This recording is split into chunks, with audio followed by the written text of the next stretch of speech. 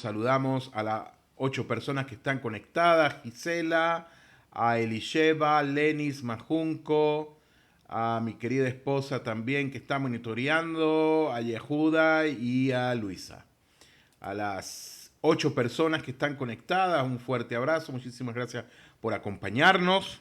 Hoy tenemos un estudio especial en vista, en cara a Purim. Vamos a refrescar un poco qué ocurrió en este tiempo, por qué Jajamín establecieron la celebración, la festividad, la conmemoración de Purim. ¿Qué ocurrió en este tiempo tan especial? ¿Por qué hay disfraces?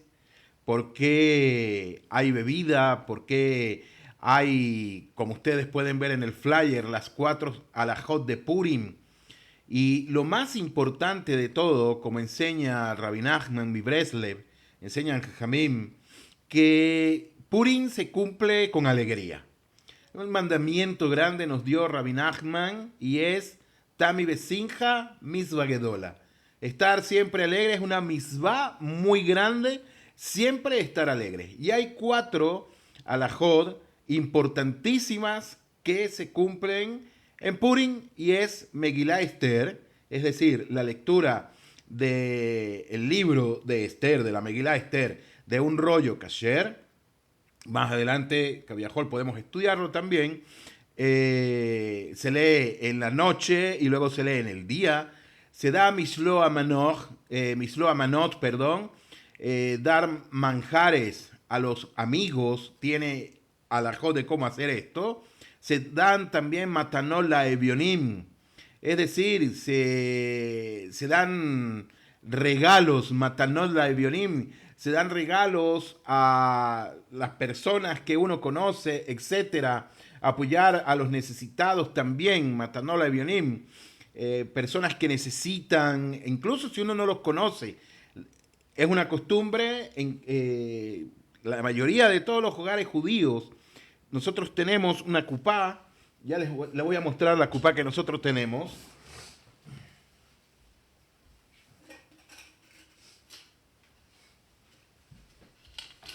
Tenemos 2 cupot que son estas. Estas son 2 cupot, son 2 alcancías que tenemos. Y estas alcancías o estas cupot, nosotros siempre metemos monedas. Por lo menos mi querida esposa en Shabbat, antes de encender las velas de Shabbat, es una segulá meter algunas monedas como sedaká, si tienen ahí, y cuando vienen y tocan la puerta, entonces uno da de esa sedaká a las personas, también matanole bionim, y algo importante que es la Seudá Mishté, es la celebración de Purim propiamente dicho, una comida que se hace increíble. Al lugar donde tú vas, la casa donde tú vas, así no conozcas a nadie, te invitan, comes y se cumple. Se cumple así la misvah. ¿De dónde sale todo esto, Rabotai? ¿De dónde surge Purim? ¿Por qué fue así? Etcétera, etcétera. Enseñan Jajamim, vamos a leer de el Penenei Alajá, de Zmanim, de los tiempos, editado por Rabbi Eliezer Melamed, tomado de el Shulchan Aruch y del Mishneh Berurah, que nos dicen que la alegría de Purim expresa la eterna santidad del pueblo de Israel, que si bien a veces se oculta por efecto de las transgresiones, a veces se oculta, es decir, la Kedushá a veces se oculta por las transgresiones que nosotros hacemos, de todas maneras se mantiene inamovible. Es algo que es sine qua non para nosotros. A pesar de que nosotros cometamos Haz Beshalom lo Aleinu, y lo hemos cometido cantidad de alejarnos del creador del universo, hacemos lo que nos da la gana, etcétera, etcétera, la Kedushá de Hashem siempre permanece inamovible para Am Israel. Es decir, Hashem no ha desechado a Israel en ningún sentido. Si bien es cierto que nosotros vimos en un episodio en la Torá que Moshe Rabenu le dice, le dice a Moshe Rabenu que iba a destruir a Kelal Israel, iba a destruir a la congregación de Israel cuando estaban en el Mikvar, porque era un pueblo duro, testarudo, de dura cerviz, etcétera, etcétera. Y Moshe Rabenu clamó al Creador del universo y le dijo, por favor, no lo destruyas a ellos. Si quieres, borra mi nombre de tu libro. Borra mi nombre, pero no lo destruyas a ellos. Porque ¿qué van a decir las naciones de la tierra? ¿Sacaste a los hijos de Israel al desierto para qué? ¿Para destruirlos? Hashem, en ese momento, que fue cuando lamentablemente nuestros ancestros cayeron en la adoración del Eta Egel, del becerro de oro, lamentablemente en ese momento, a pesar de eso, cuando Moshe Rabenu clamó a Hashem Yitbaraj, a Kadosh Baruj Hu le mostró los atributos de misericordia. 13 atributos de misericordia que Hashem le mostró a Moshe Rabenu para que cada vez que cometiéramos una transgresión, nosotros lo digamos. Y de esa manera Hashem perdona nuestras transgresiones y también Hashem se acuerda del pacto que hizo con Abraham, con Isaac y con Jacob. Y también recuerda ese momento tan conmemorativo referente a Moshe Rabenu cuando clamó para que no nos destruyeran a nosotros. Si bien es cierto, Rabotai, entonces los judíos a veces nos comportamos indebidamente. A veces se nos olvida delante de quién estamos parados. Son iguales denominados, Hashem nos denomina a nosotros como Banim Lamakom, es decir, hijos del Creador del universo, hijos de Hashem. Y Hashem se rige del destino del universo y orienta el desenlace de los acontecimientos para favorecernos, para salvarnos y también para redimirnos. Así hace Hashem. Lama, ¿por qué lo hace así el Creador del universo? Por su infinita misericordia que Él tiene, por su bondad que refleja a Kelal Israel. Consecuentemente, en los días de Purim, el pueblo de Israel se encontraba sumido en una situación muy comprometida. El primer templo, como todos sabemos, estaba destruido.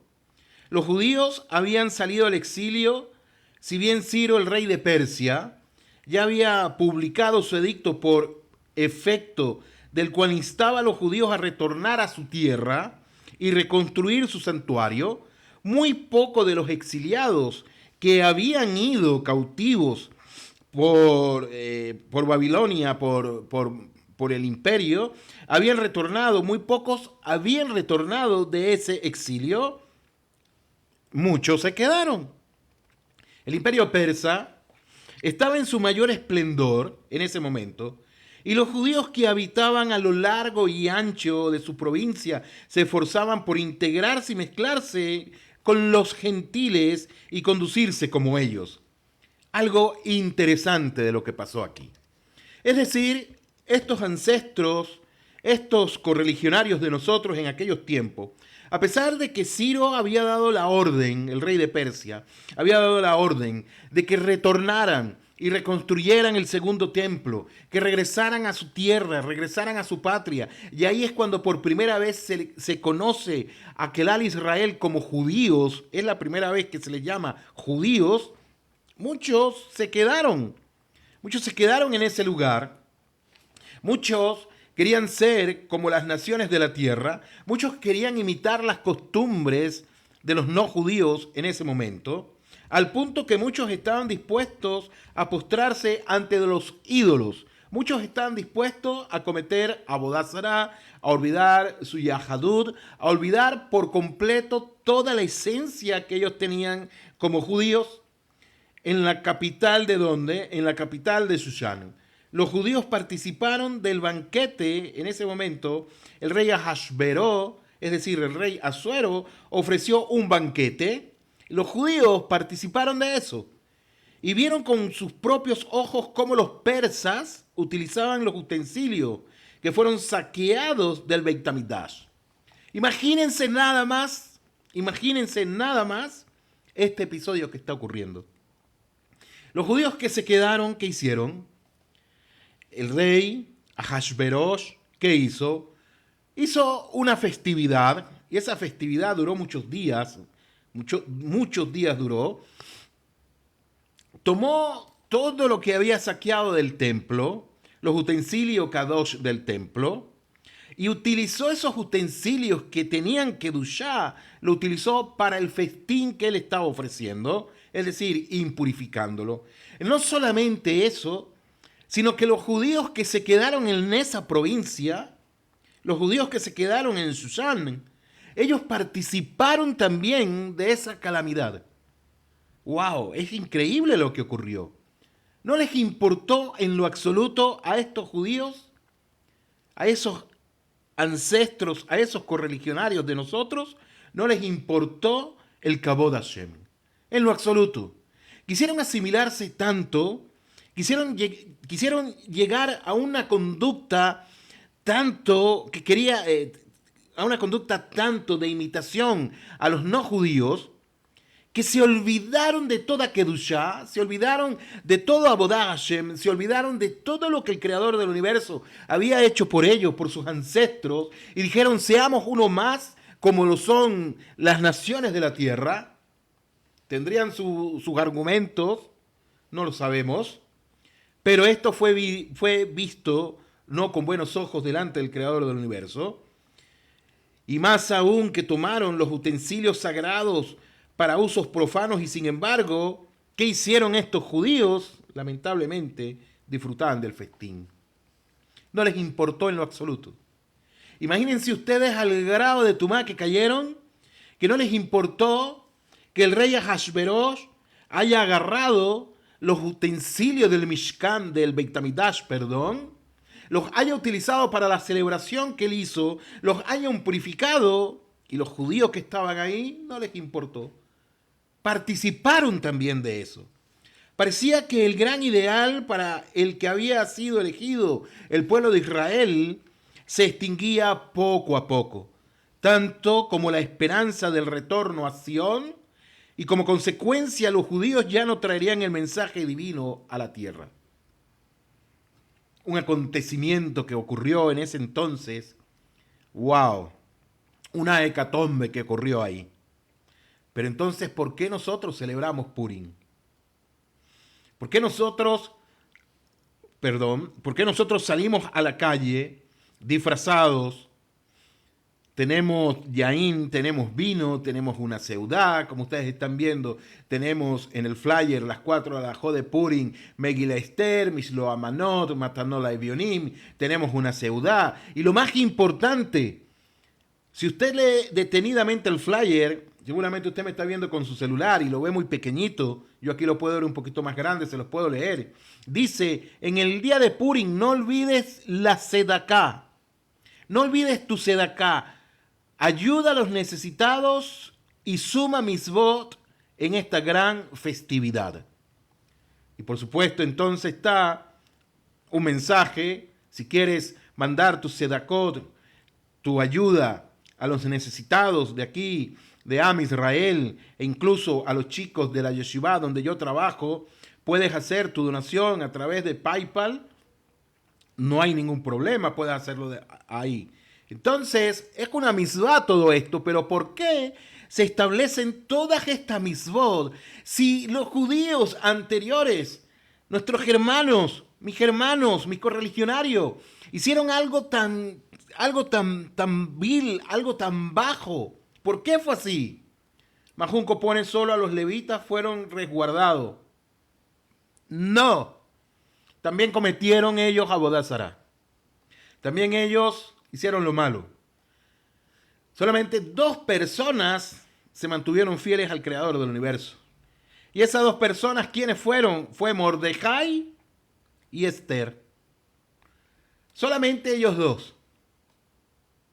Entonces, Rabotai, se despertó ese acontecimiento que hubo en la capital de Susán.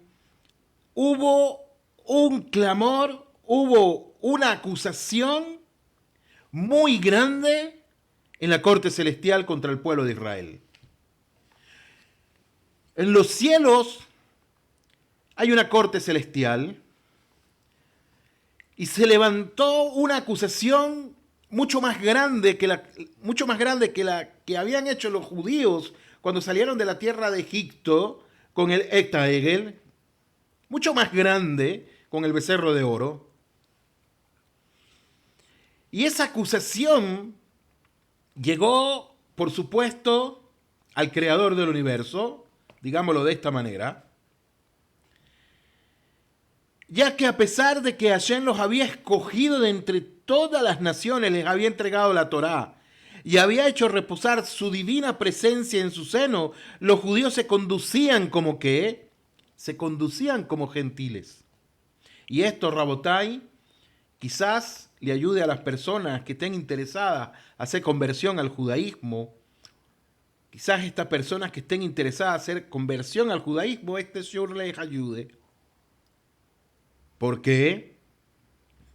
Porque Hashem había entregado la Torá y había hecho reposar su divina presencia en su seno. Los judíos de ese tiempo se conducían como los gentiles, como las naciones de la tierra. Hay una pregunta, ¿las naciones de la tierra, hay algo malo en ellos? ¿Hay algo malo en las naciones de la tierra, Rabotai? ¿Acaso Hashem hace acepción de personas? ¿Será que Hashem, no sé, digamos de alguna u otra manera, desprecia a las naciones de la tierra en ningún sentido? Dice el profeta que Hashem no quiere la destrucción del impío, sino que regrese de su mal camino y se arrepienta. Hashem no está en contra de las naciones de la tierra. Hashem quiere que las naciones de la tierra vivan conforme a las 7 leyes de Noaj y cumplan con esas leyes y de esa manera puedan conectarse con él mismo. Pero lamentablemente muchos no obedecen a eso, así como hicieron nuestros ancestros. Quisieron parecerse a los judíos, se conducían como los no judíos, se conducían como los gentiles, se postraban ante ídolos y no retornaban a su patria para allí reconstruir el sagrado templo, de lo cual tenían la misión de haber hecho eso, reconstruir el Beit HaMikdash, el segundo templo, y como contraparte se había alzado entonces también el malvado Amán, descendiente de ¿quién? Nada más y nada menos que descendientes de Amalek. Y condujo entonces este archienemigo al imperio persa hacia un terrible edicto que no tenía precedentes. Este edicto era destruir, matar y exterminar a los judíos, jóvenes, viejos, niños y mujeres en un mismo día.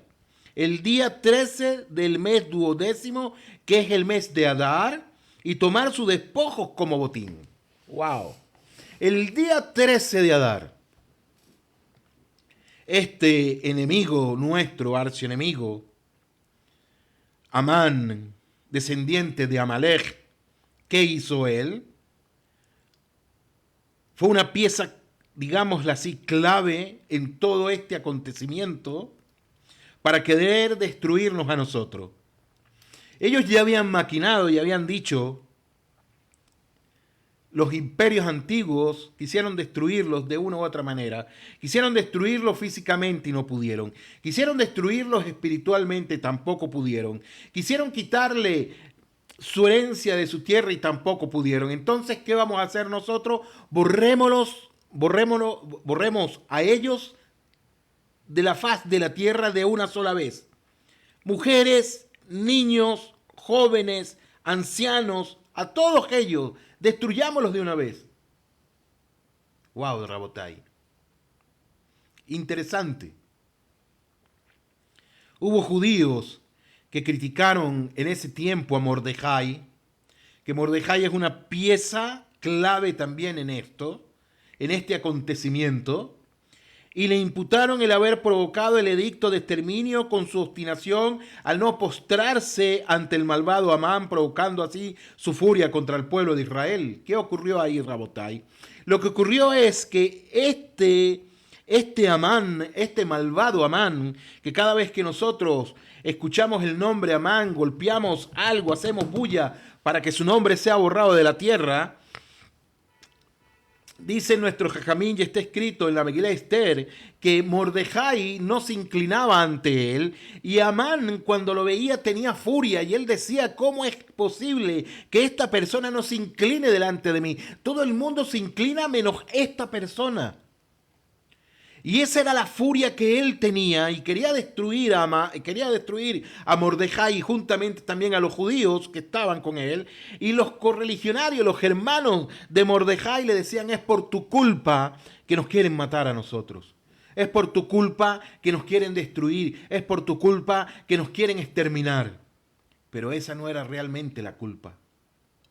¿La culpa cuál fue? Que ellos participaron en el banquete que se hizo en aquel tiempo y no les importó que utilizaran los instrumentos, los kelim del Beit HaMikdash y los impurificaran.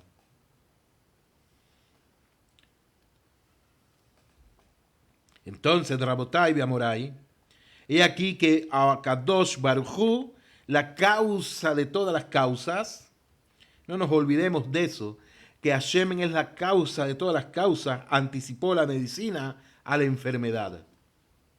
Al hacer que Esther fuera llevada ante el rey Asuero para que junto a Mordejai pudiesen desbaratar el consejo de Amán.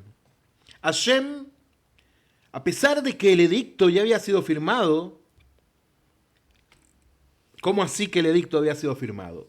Dice Rabotai Beamorai, cuenta la Guemará, para ir un poco más profundo, cuenta la Guemará que ustedes pueden leer en el libro de Esther, la Megilá de Esther, pueden leer, pueden ver lo que ocurrió ahí.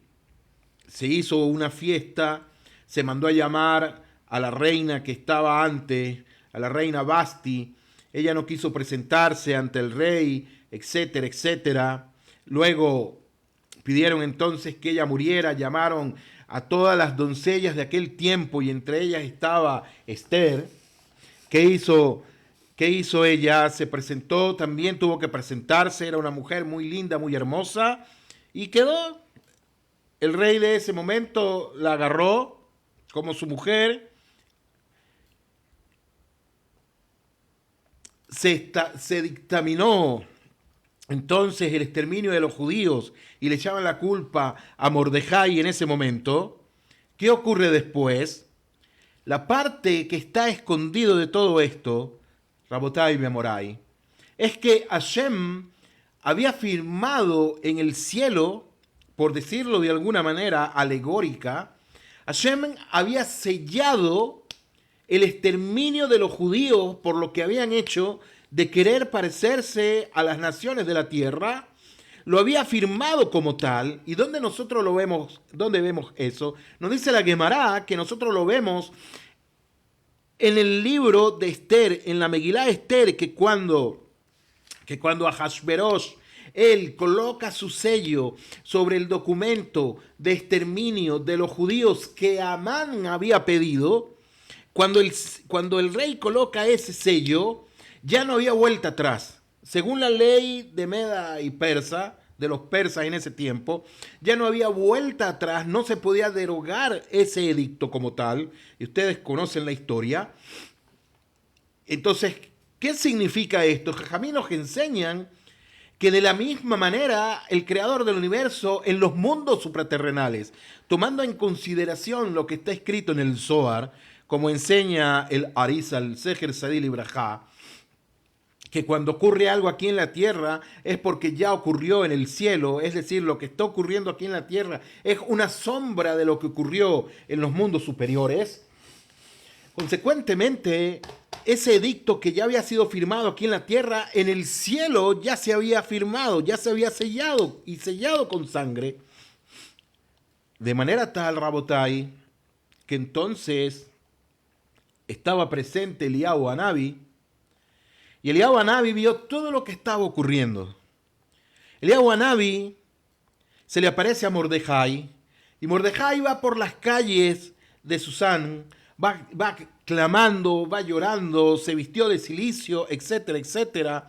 Se le aparece Eliyahu Hanavi, y él reconoce a Eliyahu, así dice la Guemará, así dice el Midrash, y le dice, Eliyahu, bebakashá, ¿Qué dicen en el cielo de nosotros por lo que está ocurriendo? ¿Qué dicen? Mira, hicimos esto mal. Hubo esta celebración, no me acuerdo si duró 3, 6 meses, fueron ciento y tantos de días. Ahorita no recuerdo los días con exactitud. Eliyahu Hanavi le dice, Mordejai, el decreto en el cielo ha sido sellado y no puede ser revocado en ningún sentido. Mordejai empezó a clamar, empezó a llorar, se rasgó sus vestiduras y decía, ¿cómo es posible que esto esté ocurriendo? Viene el exterminio de nosotros. ¿Qué pasó con los 13 atributos de misericordia? Mordejai, Eliyahu Hanavi dijo, Zeu, no hay nada que hacer. ¿Cómo es posible? ¿Cómo es posible? ¿Cómo podemos salvarnos nosotros de esto? Eliyahu Hanavi le dice que intercedan, que clamen, que reúnan a todo el pueblo, que clamen, que ayunen. Mordejai va donde donde Esther y le dice a Esther que no piense ella que porque se casó con el rey, ella va a salir libre de la situación, que no se olvide de que ella también es judía y que el edicto ha sido decretado para todos los judíos que se encuentran en todas partes del mundo, porque en ese tiempo ese imperio dominaba todo el mundo. Y tú también ciertamente vas a morir. ¿Qué hace? Convocan un ayuno. La respuesta, ¿cuál fue? Eliyahu Hanavi se le aparece una vez más a Mordejai y le dice, Mordejai, tengo noticias para ti. Y le dice, ¿qué dicen del cielo para nosotros? Y le dicen, el edicto no se puede derogar. Lámalo, ¿por qué no? ¿Por qué el edicto no se puede anular? Le dicen, no se puede anular, pero hay una salida, que el edicto se puede postergar de año en año. Se posterga, se da como una cláusula, se da como un salvoconducto cada vez que llega Purim, cada vez que ustedes hacen el ayuno, cada vez que ustedes celebran Purim con alegría, etcétera, etcétera, etcétera. Están recordando al Creador del universo que ustedes necesitan un año más de Teshuvá, un año más de alegría, un año más de cumplir mitzvot, etcétera, etcétera. Y de ahí es donde viene la importancia que dicen Jajamín, que Purim es más importante que Yom HaKippurim. Por eso se llama Yom HaKippurim. Yom Kippur es como Purim. Interesante, Rabotai. Eso ocurrió. Y en esta misma idea que estamos estudiando, entonces Hashem, que es la causa de todas las causas, anticipó la medicina a la enfermedad al hacer que Esther fuera llevada ante el rey Asuero, a Hashverosh, para que junto a Mordejai pudiesen desbaratar el consejo de Amán, y al final todo resultó a la inversa, ya que en vez de que los enemigos del pueblo de Israel se salieran con la suya, los judíos mataron y persiguieron a Amán y a sus hijos, los colgaron en el árbol que estaba destinado a ahorcar a Mordejai. El pueblo de Israel fue salvado, su prestigio se difundió entre las naciones y se despertaron las voluntades para volver a Eretz Israel a fin de habitarla y reconstruir el segundo templo. Y este es el primer movimiento sionista en toda la historia de Israel. Increíble lo que ocurrió, Rabotai, en ese momento. Increíble lo que nos enseña nuestro Jamín referente a ese tiempo. Rabotai, en el mismo orden de idea que tenemos, Purim nos habla a nosotros de la ratificación de la aceptación de la Torá. Purim nosotros lo vemos como un recibimiento nuevamente de la Torá, que la recibimos con alegría, que la recibimos con prestigio, que la recibimos con todo lo mejor, que la recibimos de una manera muy especial. Pero ¿qué pasó en Matán Torah?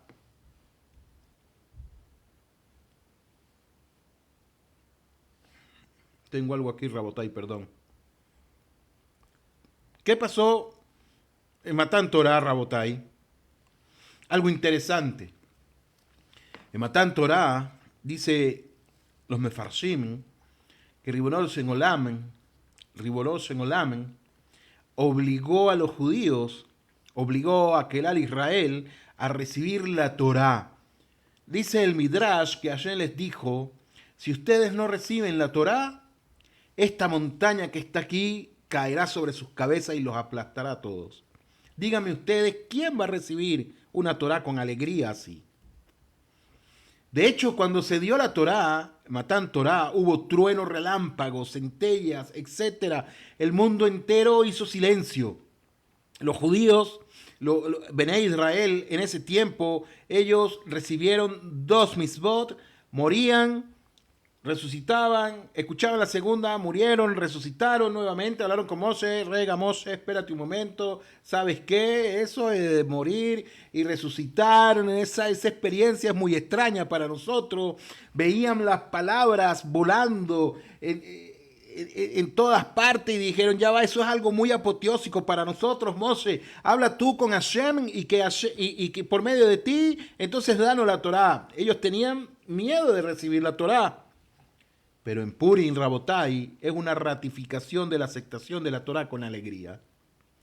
Consecuentemente, al observar con mayor profundidad este acontecimiento, podremos notar que el decreto del malvado Amán despertó el espíritu judío. Nos dimos cuenta, nuestros ancestros se dieron cuenta que era lo que había ocurrido. Y despertó ese espíritu judío. Mediante el edicto de exterminio se demostró que el pueblo de Israel estaba pegado a su emuná hasta la última consecuencia. ¿Por qué? Y es que acaso antes no habían participado de una celebración caviajol pagana donde se utilizaron los kelim del Beit HaMikdash y se impurificaron. ¿Qué pasó? Cuando escucharon que iba a haber un exterminio, que Mordejai le contó todo lo que yo a ustedes le conté. ¿Cómo es posible? ¿Qué hicieron? Se apegaron al creador del universo de una manera mucho más grande, de una manera mucho más fuerte, con emuná en todos los sentidos. El pueblo de Israel estaba pegado en su emuná hasta la última consecuencia, ya que podían haberse asimilado entre las naciones y así salvarse de la matanza. Pudieron haberlo hecho, pudieron haber dicho, ¿sabes qué? Nos asimilamos a las naciones, seamos como los no judíos, vivamos tranquilos, no nos va a pasar absolutamente nada. ¿Qué hicieron? Y sin embargo no se apartaron de su destino judío, no se apartaron. Por el contrario, en virtud del edicto, ellos ¿qué hicieron? El regalo, la mataná que nos da Borei Olam. ¿Eis de mataná? ¿Cuál es esa mataná? La teshuvá. Por ese edicto, entonces, Kelal Israel hizo teshuvá. 2 días de ayuno, clamaron juntamente con Mordejai, gimieron delante del Creador del universo. Ribono Shel Olam, por favor, posterga el decreto que está en el cielo, que tú has decretado para nosotros, valga la redundancia, que no se puede eliminar, Ribono Shel Olam, por favor, postérgalo. Y ellos reforzaron su emuná y el cumplimiento de los preceptos de la Torá. Dijeron, no nos importa nada, somos judíos, hijos de judíos, Hashem Yisbaraj, perdónanos por querer parecernos a las naciones de la tierra. Y ese momento histórico fue tan encumbrado al punto de afirmar nuestro Jajamín que en días del rey Ahasverosh, el pueblo de Israel, Zimule Bebakashá, presten atención, por favor. Jajamín afirman que en los días de Ahasverosh, Kelal Israel, el pueblo de Israel, volvió a aceptar la Torá, pero con alegría, ya no con temor, ya no porque había un monte sobre sus cabezas que iba a caer y los iba a aplastar, la aceptaron con total alegría. Y esta segunda aceptación de la Torá fue en cierta manera más notable que la primera a los pies del monte Sinaí. ¿Por qué? Pues en los días de Moshe la Torá fue recibida de la manera coercitiva, como les dije, tal como está escrito en el Sefer Shemot, a los que les gusta llevar nota 19-17, y se pararon bajo la montaña, lo cual fue interpretado por los Jajamim del Talmud, que se encuentra en Masejes Shabbat 88a, nos enseña que Boreolán les colocó el monte encima de sus cabezas y les dijo: o aceptáis la Torá o aquí será vuestra sepultura. Así dijo Hashem. Dijo Aja bar Yaakov, de aquí que la aceptación podría ser considerada nula. Esa primera vez que se entregó la Torá, Aja dijo, podría haber sido considerada nula la Torá para ellos. ¿Por qué? Porque la aceptaron no de una manera de agrado, sino con intimidación, bejule, por cuanto que fue obtenida por la fuerza, es posible que no fue aceptada. Y dijo Raba, a pesar de ello, la aceptación fue ratificada en los días de Ahasverosh, tal como está escrito en la Megilá Esther 9:27. Los judíos cumplieron con lo que ya habían aceptado, diciendo que ellos, su simiente y todos los que se le unieran continuasen observando escrupulosamente la Torá. Escúchese bien, y todos los que se le unieran.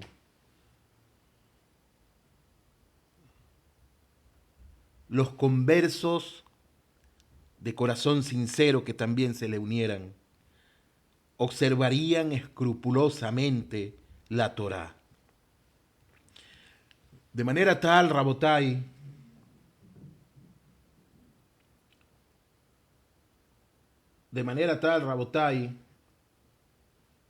un momento por favor, que otra vez tengo que monitorear yo también aquí, y aquí estamos ya monitoreando por el teléfono. Listo.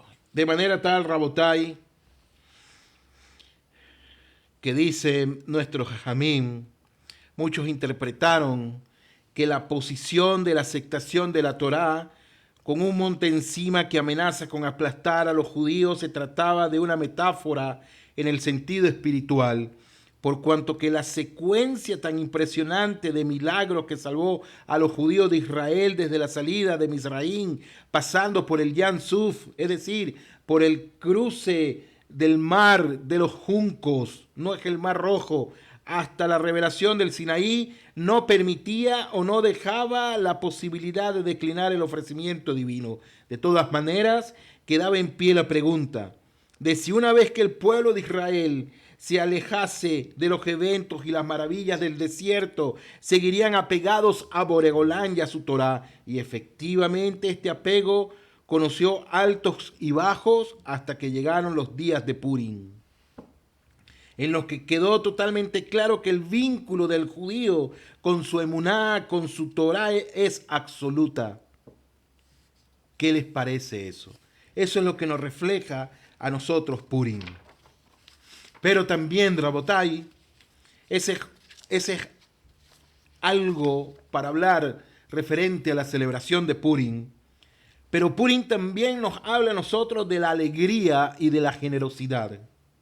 Consecuentemente, los preceptos de Purim, es decir, las misvot que nosotros tenemos, o las alajot que tenemos de Purim, aparecen mencionados en el libro de Esther, en el capítulo 9:22.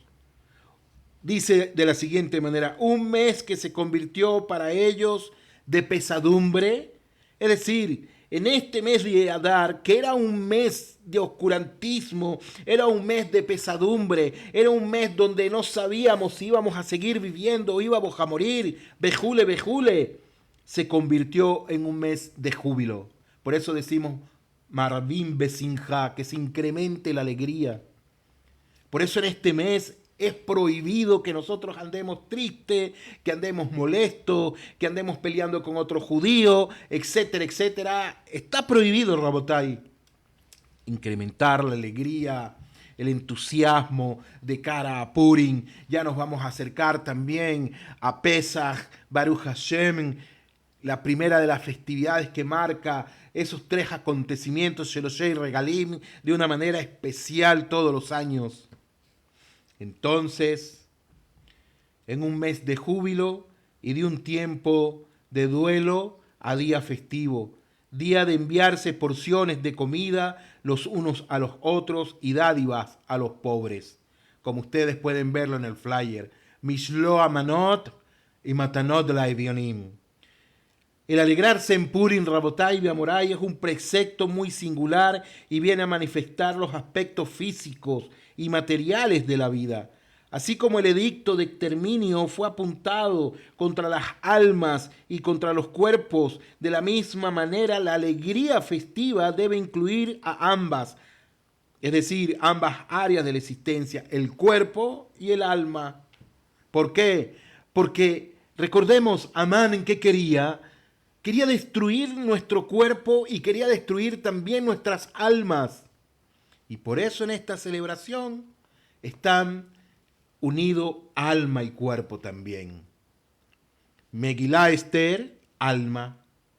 Mislo Amanot, cuerpo.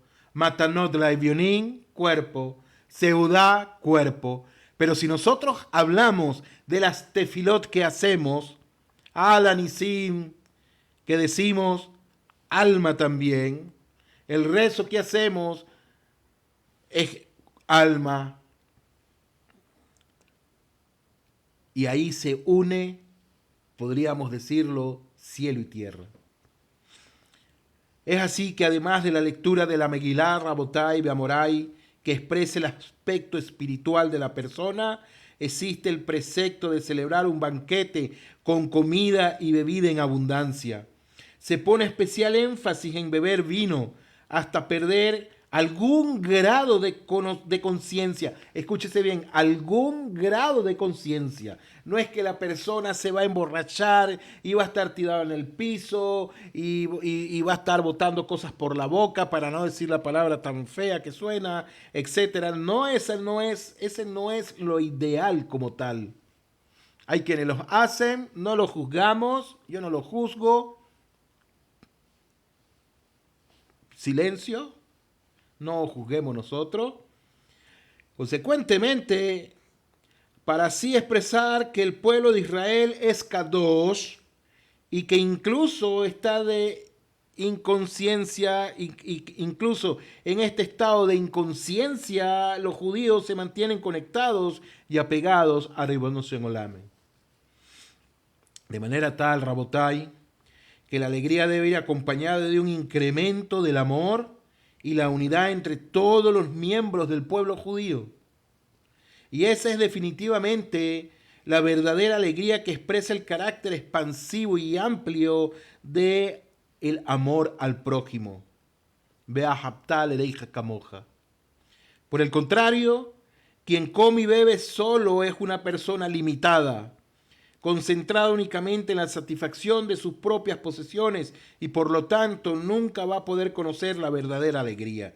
Y esta es la razón por la que se nos ordenó el precepto de enviar porciones de comidas unos a otros. Y no se debe fomentar el amor solamente entre amigos, no solamente entre amigos, sino que es menester preocuparse también por los pobres, darle matanola y vionín que no tienen con qué alegrarse. Y esa es la razón por la que se nos ordenó dar presentes o dádiva a los pobres, para que así también ellos puedan participar de la alegría festiva, de la seudá. Y todo aquel que es indiferente al sufrimiento de los pobres, aunque le parezca que está pasando un momento alegre con sus amigos, no se trata sino de un libertino que no tiene la menor conexión con la vida real. Y esto se debe a que necesita ignorar el dolor humano como condición para pasar un buen rato. Rabotai, quedamos cortos con esta clase de Purim. Nos quedamos muy cortos para hablar de todo lo que Purim significa, de lo trascendental, de lo profundo, de lo importante, de cada una de las alajot que existen. Por lo menos, por ejemplo, Megilá Esther, cómo se cumple alágicamente la lectura de la Megilá Esther, cómo se cumple según la alajá, Mislo Amanot, Matanola Evionim, la Seudá, etcétera, etcétera. ¿Cómo se cumple? ¿Cómo es el rezo dentro del Beit HaKnesset? ¿Cómo tengo que comportarme en ese momento? Incluso el disfraz. ¿Por qué es el disfraz? Porque en toda la Megilá Esther no aparece el nombre de Hashem. El nombre de Hashem está oculto en toda la Megilá Esther. Y de ahí enseñan nuestro Jajamín, ese Esther Panim, ese ocultamiento del rostro de Hashem. Entonces nosotros, más que todos los niños, lo simbolizan también de una u otra manera, disfrazándose, ocultando su rostro, cambiando su apariencia, simbolizando de que Hashem también se ocultó, pero Hashem estaba presente en ese momento. Hashem nos acompañaba a cada uno de nosotros.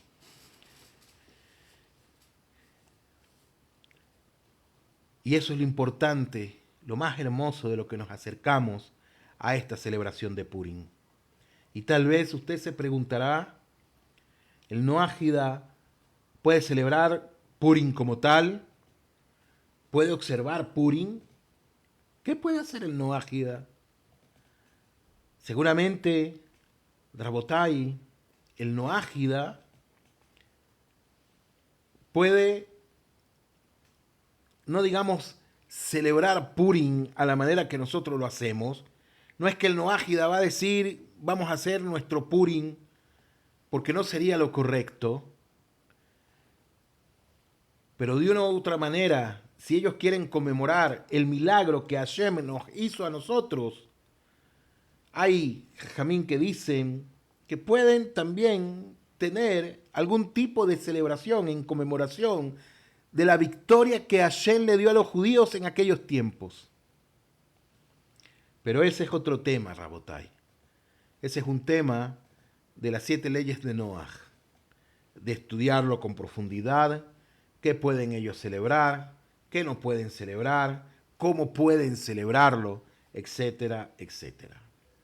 De seguro quieren participar, pueden hacerlo también de una manera, enviarse de acá, pueden hacerlo también.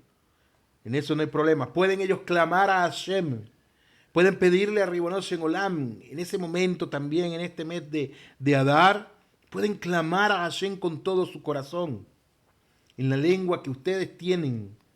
Pueden pedirle a Hashem que les haga un milagro. Segura que Hashem también les va a escuchar a cada uno de ustedes. Rabotai, no se vayan, por favor. Vamos a colocar una música para un mensaje que nos tiene Rabbeinu Hakadosh, leer una porción de Rabbi Nachman Mibreslev. No se vayan un momento. Espero que no se hayan ido, que estén ahí conmigo. Vamos a ponerle esto.